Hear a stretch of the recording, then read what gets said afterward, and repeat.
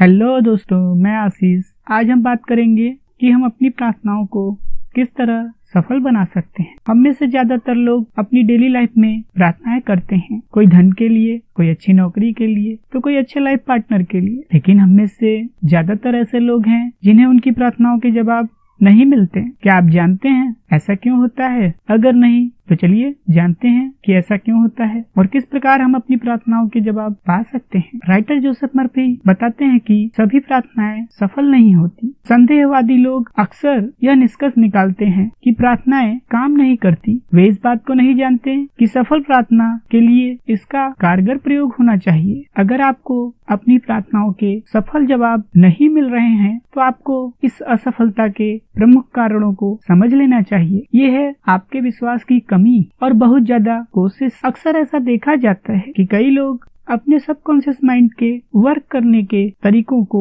पूरी तरह नहीं समझ पाने के कारण अपनी प्रार्थनाओं को खुद असफल कर लेते हैं। जब भी आप अपने अवचेतन मन पर किसी काम को करने का दबाव डालेंगे तो आप असफल हो जाएंगे और जो परिणाम आप चाहते हैं वो दूर हो जाएंगे। आइए इसको एक कहानी से समझते हैं। एक व्यक्ति की अंगीठी कड़ाके की ठंड में खराब हो गई।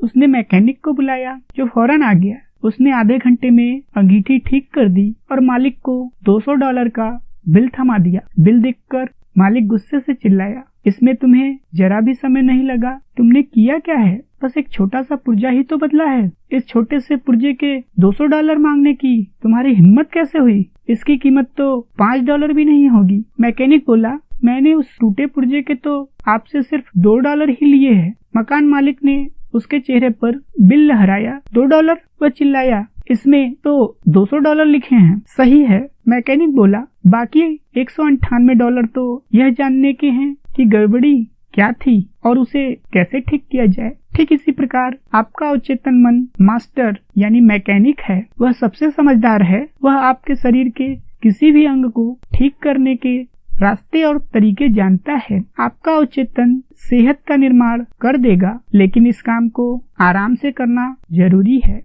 आप अपनी इच्छा शक्ति का नहीं, कल्पना शक्ति का प्रयोग करें। ज्यादा कड़ी मेहनत करने से ज्यादा अच्छे परिणाम नहीं मिलते हैं। इच्छा शक्ति का जरा भी प्रयोग न करें। इसके बजाय इसके कारण मिलने वाले परिणाम और स्वतंत्रता की साकार तस्वीर देखें। आप यह पाएंगे कि आपकी बुद्धि टांग अड़ाने, समस्या को सुलझाने के तरीके खोजने और आपके अवचेतन मन पर उन तरीकों को थोपने की कोशिश करेगी। समस्या सुलझाने के लिए आप जो बुद्धि का प्रयोग करते हैं उसे दूर हटा दें और जिस प्रकार छोटे बच्चे चमत्कार करने वाली आस्था रखते हैं, आप भी उसी तरह जुटे रहें। यह कल्पना करें कि आपको कोई रोग नहीं है या कोई समस्या नहीं है। आप अपनी मनचाही चीजों की कल्पना करें। इस प्रकार से सारी बाधाओं को दूर हटा दें। सरल तरीका सबसे अच्छा होता है।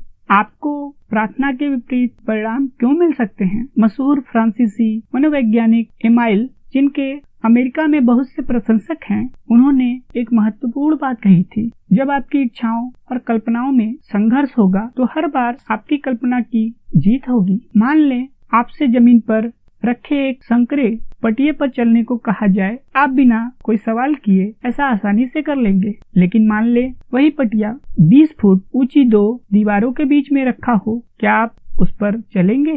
क्या आप ऐसा कर पाएंगे? शायद नहीं। पटियों को पार करने की आपकी इच्छा आपकी कल्पना से संघर्ष करेगी। आप कल्पना करने लगेंगे कि आप पटिए पर लड़खड़ा रहे हैं और उतनी ऊंचाई से जमीन पर गिर रहे हैं। हो सकता है पटिए पर चलने का आपका बहुत मन हो, लेकिन गिरने का डर आपको रोक देगा। आप अपने कल्पना पर विजय हासिल करने या इसे दबाने की जितनी कोशिश करेंगे, गिरने का विचार उतना ही मजबूत होगा। इच्छा शक्ति लगाने पर ध्यान केंद्रित करना इस बात पर जोर देना है कि आप में शक्ति की कमी है। यह तो इस प्रकार कहना हुआ कि मैं हरे रंग के बारे में बिल्कुल नहीं सोचूंगा। इस निर्णय से आपके दिमाग पर हरा रंग ही हावी हो जाता है और आप हरे रंग के बारे में ही सोचते रहते हैं। शायद आप यह सोच रहे हो, मैं सेहत चाहता हूँ, मुझे यह क्यों नहीं मिलती है? मुझे परिणाम क्यों नहीं मिल रहा है? मुझे जमकर प्रार्थना करने के लिए खुद को विवश करना होगा। मुझे अपनी सारी इच्छा शक्ति का प्रयोग करना होगा। आपको यह एहसास करना होगा कि आपसे कहाँ गलती हो रही है। कभी भी अपने अवचेतन मन को मजबूर करने की कोशिश न करें। क्या आपके साथ ऐसी कोई घटना हुई है? मान लें आप किसी तरह की परीक्षा में बैठे हैं, आपने पढ़ाई भी खूब अच्छे से की है, आपको लगता है कि आप बहुत अच्छे से जानते हैं, लेकिन परीक्षा में कोरी कापी को देखने पर आप पाते हैं कि आपका दिमाग तो उससे भी ज्यादा कोरा है। अचानक आपको पढ़ा हुआ कुछ भी याद नहीं आता है। आप अपने दांत भींचते हैं और अपनी सारी इच्छा शक्ति लगाकर प्रश्नों का जवाब पाने की कोशिश करते हैं, लेकिन आप जितनी ज्यादा कोशिश करते हैं उतना ही आप और ज्यादा भूलते हैं और आप गुस्से से परीक्षा कक्ष के बाहर निकल आते हैं। मानसिक दबाव कम हो जाता है। जिन प्रश्नों के जवाब आप कुछ मिनटों पहले तक इतनी बेताबी से तलाश कर रहे थे,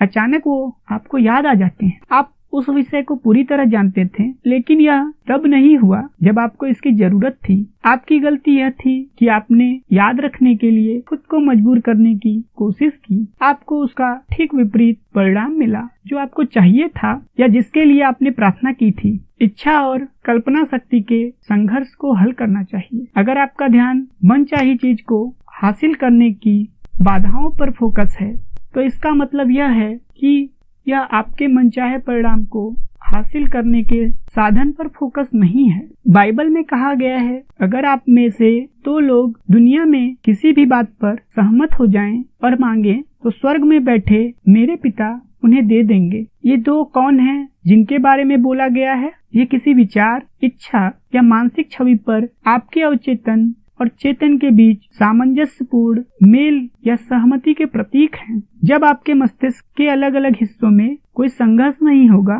तो आपकी प्रार्थना का परिणाम मिलेगा। जो 2 लोग सहमत हैं, वे हो सकता है आप और आपकी इच्छा हो, आपका विचार और भावना या भाव हो, आपकी इच्छा और कल्पना हो। बहुत से लोग अपनी सारी दुविधाओं और समस्याओं को अपनी नियंत्रित, निर्देशित तथा अनुशासित कल्पना से सुलझा लेते हैं। वे जानते हैं कि वे जो कल्पना करते हैं और जिसे सच महसूस करते हैं वह होगा और अवश्य होगा। राइटर बताते हैं कि सारा जी नामक एक युवा महिला बड़ी हताश मेरे पास आई। वह एक लंबे जटिल मुकदमे में उलझी थी जिसकी तारीखें बढ़ती जा रही थी और कोई अंत नजर नहीं आ रहा था। उसकी सबसे गहरी इच्छा मुकदमे का सामंजस्यपूर्ण समाधान थी। बहरहाल उसकी मानसिक तस्वीरें असफलता, हानि, दिवालियापन और गरीबी से भरी थी। परिणाम वैसा ही मिला जैसे क्रू ने भविष्यवाणी की थी। उसकी कल्पना शक्ति उसकी इच्छा पर हावी हो गई और मुकदमा टलता रहा। राइटर बताते हैं कि मेरे सुझाव पर सारा हर रात सोते समय खुद को निष्क्रिय अवस्था में ले आती थी और अपनी समस्या के सबसे अच्छे संभावित अंत की कल्पना करने लगती थी। वह इसकी भरसक कोशिश करती थी। वह जानती थी कि उसके दिमाग की छवि अंततः उसके दिल की इच्छा के अनुरूप बन जाएगी। जब वह गहरे नींद में पहुंच जाती थी, तब वह कल्पना करने लगती थी कि वह अपने वकील से मिल रही है, परिणाम के बारे में सवाल पूछ रही थी और उसके स्पष्टीकरण सुन रही थी। उसने सुना कि वकील उसे बार बार कह रहा था, मुकदमे का कोर्ट से बाहर समझौता हो गया है, यह बिल्कुल उचित समाधान है। और आश्चर्य की बात है, कुछ सप्ताह बाद उसके वकील ने उसे फोन किया। उसने वही कहा जिसकी वह कल्पना कर रही थी और सच मान रही थी। मुकदमे में समझौता हो गया और वह जानती थी कि समझौता उचित ही होगा। तो दोस्तों, आज से आप भी अपनी किसी भी समस्या के सुखद परिणाम की कल्पना करें और जब सोने जाएं तो उससे पहले अपने अवचेतन मन को कल्पना शक्ति से भर दें और उसके सुखद परिणाम को देखें। याद रखने लायक विचार, सेहत की भावना से सेहत उत्पन्न होती है, दौलत की भावना से दौलत उत्पन्न होती है। आपकी भावना कैसी है? मानसिक दबाव या बहुत ज्यादा कोशिश तनाव और डर का सूचक है। अच्छी और सुंदर चीजों की कल्पना करें। आप वैसे ही हैं जैसी आप खुद के बारे में कल्पना करते हैं। सोने से पहले अपनी इच्छा के पूरी होने की बार बार कल्पना करें। शांति से सोएं और खुशी से जागें। तो दोस्तों, आशा करता हूँ कि आप भी अपने जीवन को सकारात्मक विचारों से भर देंगे और सोने से पहले खुद को बार बार ये याद दिलाएंगे कि मैं बहुत सुखी और खुश हूँ।